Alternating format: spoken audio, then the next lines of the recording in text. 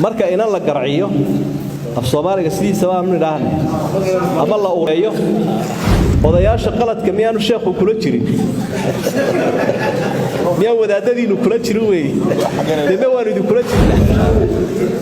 xaajigu wuxuu weydiiyay marka ina la garciyo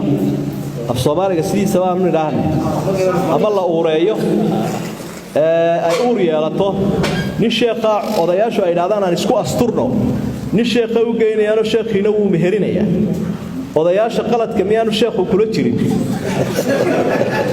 miyaa wadaadadiinu kula jirin weey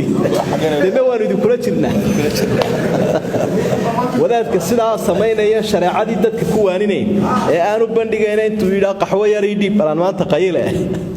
dabeetana dhag isugu siinaya ee aan diinba ka hadlayna dadkiina wacdiin uu kula jira dambiga uu kula jira hadduu oran lahaa shariicadu waxay ka qabtaa caynka iyo caynka iyo caynka